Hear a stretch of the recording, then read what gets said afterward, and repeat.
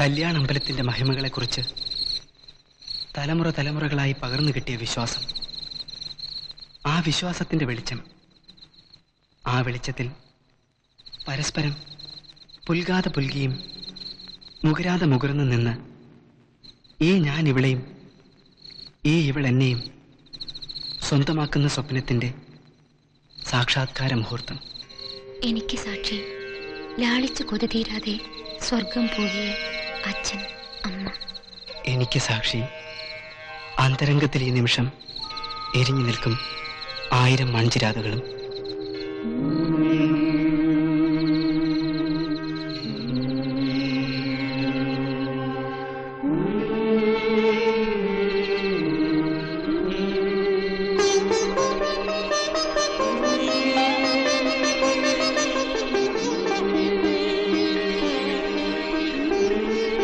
ശരിക്കും പറഞ്ഞ കഴിഞ്ഞ രാത്രിയിലൊരു സ്വപ്നം തന്നെയായിരുന്നു ഇത്. കണ്ണെത്താത്ത അത്രയും ദൂരത്തില് മണൽ തിട്ടാന്നോ മേഘങ്ങളാന്നോ എന്തോ. ഒരു ഭാഗത്തുനിന്ന് ഞാനും അപ്പുറത്തുനിന്ന് നീയും. ചിറകൊന്നും ഉണ്ടായിരുന്നില്ല നമുക്ക്, എന്നാലും പറക്കായിരുന്നു എന്നുള്ളൊരു പ്രതീതി.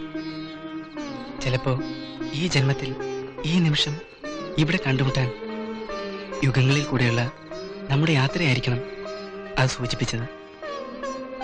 നോക്കിയപ്പോ ആദ്യം ഒന്നും മനസ്സിലായില്ല എവിടെയാണ് നമ്മൾ നിൽക്കുന്നതെന്ന്. പിന്നെ പതുക്കെ വ്യക്തമായി. കല്യാണമ്പലത്തിന് മുമ്പിലായിരുന്നു നമ്മൾ രണ്ടും. കല്യാണമ്പലത്തിൽ മാല മാറ്റിയവർക്ക് ദീർഘായുസ് ഉണ്ടാവത്രേ. ഉണർന്നെണീറ്റപ്പോ എനിക്ക് തോന്നി ഇങ്ങനൊരു കല്യാണം നാട്ടുകാരും വീട്ടുകാരും ഇല്ലാതെ 8 ദിക്കുകളും ഭൂമിയും മാനവും മാത്രം തുണിയായി നടത്തിയാലോ എന്ന്. നടത്തി.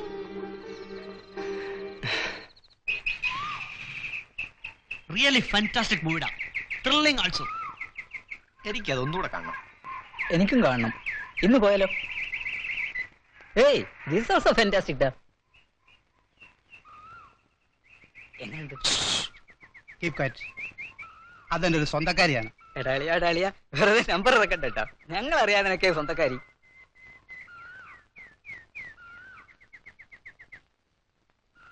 എന്നിട്ട് നിന്നെ കണ്ട ഭാവില്ല. അത് ശരിക്കും എന്നെ കണ്ടിട്ടാവില്ല. അതാ ഡൂപ്പ്. ഇപ്പഴാ ഓർത്തത്. അവൾ എന്റെ ഒരു സ്വന്തക്കാരിയാ. ഞാൻ ചെന്ന് ലോയും പറഞ്ഞിട്ട് വരാം. Babu come back.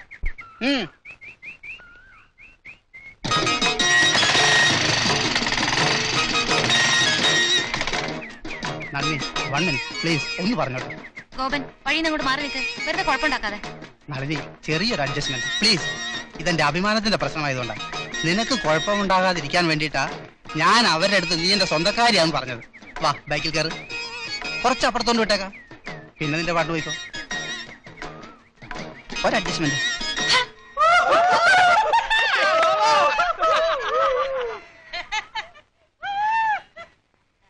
ഇത്രയും നേരം നേർവഴിക്കായിരുന്നു. ഇവിടുന്ന് അങ്ങോട്ട് കഥ മാറും. ഗോപനാ പറയണേ, മൈൻഡ് ഇറ്റ്.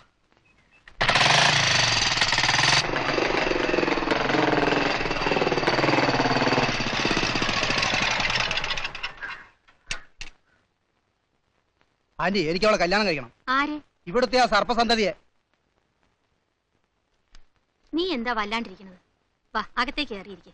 വാ. എന്താ ഉണ്ടായത് പറയേ. നടു റോഡില് അത്രയും ഫ്രണ്ട്സിന്റെ മുന്നിൽ വെച്ചിട്ട് അവളെന്നെ ഇൻസൾട്ട് ചെയ്തു. അതിനാ കല്യാണം? ആന്റി, ഗോപന്റെ വാശി ആന്റിക്ക് അറിയാഞ്ഞിട്ടാ.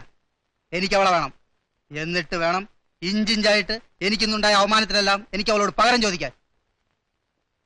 അതിനിത് ആലോചിക്കാവുന്ന കാര്യല്ലേ ഉള്ളൂ. നീ കിടന്ന് അട്ടഹസിക്കണ്ട. അതുപോട്ടെ, അവസാനം ഈ ഞാൻ കരിവേപ്പിലായി പോവോന്നാ. Never. Old is gold.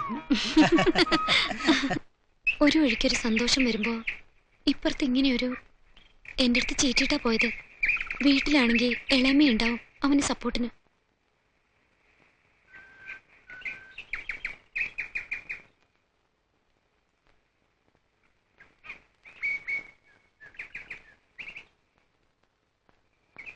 Nalini, Gopan അവന്റെ ഒരു ആഗ്രഹം പറയായിരുന്നു. അവന് നിന്നെ കല്യാണം കഴിക്കണമെന്ന്.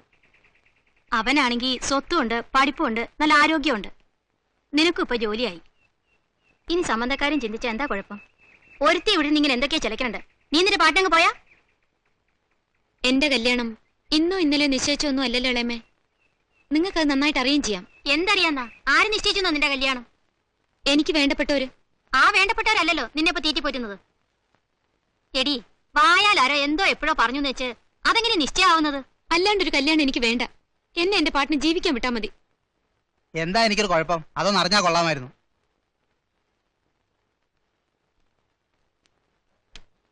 നീ എന്തിനാ വേവലാതിപ്പെടുന്നേ? ഞാൻ ജീവനോടുണ്ടെങ്കിൽ നിനക്ക് ഇത് നടത്തി തരും. പോരെ? നിനക്ക് ജോലിയായിട്ട് വേണ്ടല്ലോ ഇവിടെ ആർക്കും കഞ്ഞി കുടിക്കാൻ. ജാതകദോഷം പറഞ്ഞ് ഇത്രയും കാലം തള്ളി. അതിന് പരിഹാരം ഉണ്ടായ സ്ഥിതിക്ക് ആ പെണ്ണെ ഇനി അവിടെ നിരയിക്കാൻ വിടാണ്ട് ഇങ്ങോട്ട് കൂട്ടിയിട്ട് വരിക. കഴിയുന്നത്ര വേഗം അതങ്ങോട്ട് നടത്തണം. അച്ഛാ, കണ്ടില്ലേ മുഖത്തെ കള്ള ലക്ഷണം? ജോലി കീഴിന്നെല്ലാം വെറുതെ പറയണതാ. അച്ഛനിത് പറയാൻ കാത്തിരിക്കുകയായിരുന്നു.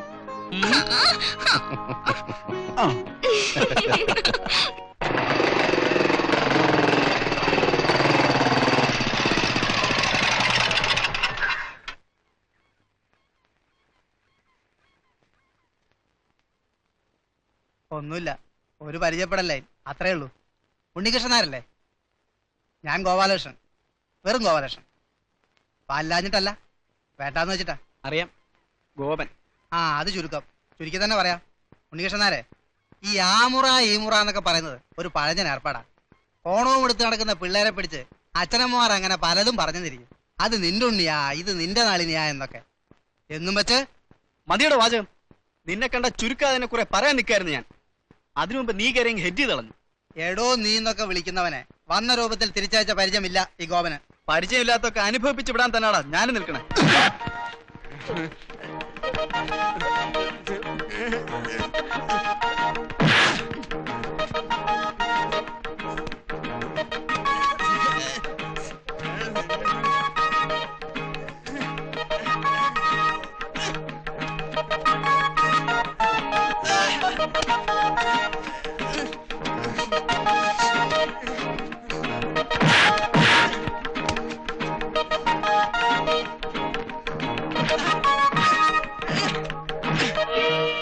ഇങ്ങോട്ട് കിട്ടിയാ 10 അടി അങ്ങോട്ടടിക്കും. അതാ ഗോപൻ. Mind it. എന്താ മൈൻഡ് ഇറ്റാ നിന്റെ? നോക്കിക്കോടാ, ഗോപൻ ഒരാണാണെങ്കിൽ എണ്ണിക്കൊണ്ട് 30 ദിവസത്തിനകം നിന്റെ ആ മുറപ്പെണ്ണില്ലേ സംഗീതാധ്യാപിക, അവളെ കൊണ്ട് ഞാൻ എന്റെ വടക്കേ തളം തൂപ്പിക്കും.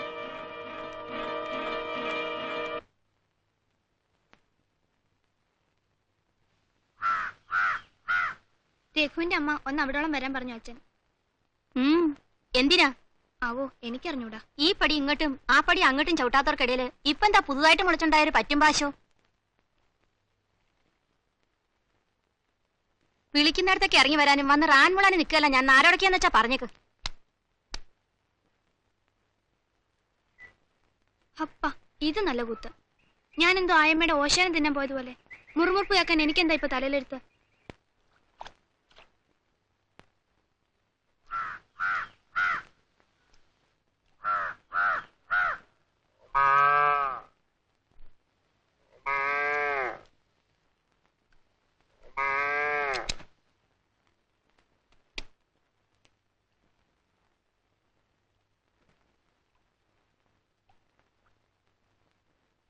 കയറേണ്ടടുത്ത് കയറണേലും ഇറങ്ങേണ്ടടുത്ത് ഇറങ്ങണേലും തെറ്റൊന്നുമില്ലെന്ന എന്റെ വിശ്വാസം. ദാ ഞാൻ തന്നെ ഇറങ്ങി വന്നിരിക്കണു. ഉണ്ണിയുടെ കല്യാണം തന്നെയാ വിഷയം. ഞാനെന്താ അതിന് ദേഹണ്ണത്തിന് വരണോ? ദേഹണ്ണത്തിന് വരണവരുടെ സ്ഥാനാണ് ഈ വിഷയത്തില് സ്വയം കൽപ്പിച്ചിരിക്കുന്നെങ്കിൽ എനിക്ക് നിങ്ങളുടെ അടുത്ത് ചോദിക്കാനോ പറയാനോ വേറൊന്നുമില്ല. എന്നാ സ്ഥാനം അതല്ല എന്ന ചുറ്റുപുറത്തുള്ളവരുടെ ധാരണ എന്റെയും ധാരണ. പുത്രനെ തളയ്ക്കാൻ ഒരു കുറ്റി തേടുമ്പോഴേ എന്റെ സ്ഥാനത്തെ കുറിച്ച് ഇപ്പറയണ ഭൂതോദയൊക്കെ ഉണ്ടായുള്ളൂ. പറയിപ്പിക്കണ്ട എന്നെ കൊണ്ടൊന്നും. രണ്ടും കൂടെ കാട്ടിലും പറപ്പിലും തെണ്ടിത്തിരിയണത് എന്റെ കണ്ണുകൊണ്ട് കണ്ടിട്ടും ഞാൻ പത്തിയും മടക്കി കിടന്നത് ഇതുകൊണ്ട് തന്നെയാ. എന്നെ കുടുംബത്തിൽ കേട്ടാണ്ടിരിക്കാൻ തട്ടും തടയും പയറ്റി തെളിഞ്ഞ മനുഷ്യരെല്ലാം ഭാര്യ ഒരു ദിവസം എന്റെ പടിയും കയറിയിട്ടെന്ന് അറിയില്ല എനിക്ക്. പശു തൊടിക്ക് പുറത്താണെങ്കിലും കയറിപ്പോഴും എന്റെ കൈ തന്നെയാ. ആ പച്ചോളൂ, മുറുക്ക പിടിച്ചോളൂ. എന്റെ ഈ ഒരു ദിവസത്തെ യോഗത്തില് ബ്രഹ്മാവ് എഴുതി വെച്ചിട്ടുണ്ടാവും. ഓയാലി കൂടെ കയറി പടിഞ്ഞാറ്റങ്ങും ഭരിക്കണ അലവലാദികളുടെ വായി കിടക്കണത് വാങ്ങിക്കൂട്ടണമെന്ന്. വീടാണ്ടിരിക്കാൻ പറ്റുമോ? വന്നു വീടി ദാ പോണു. കയറും കണ്ടിച്ച് പശുവിനെ തൊടിമാറ്റി കൊണ്ടുപോവാൻ ഞാൻ എന്റെ നിലയും വിലയും ഇച്ചിരി മറക്കണായിരിക്കും. വേണ്ടില്ല, മറക്കാണ്ട് വന്നോളൂ ദേഹണ്ണത്തിന്.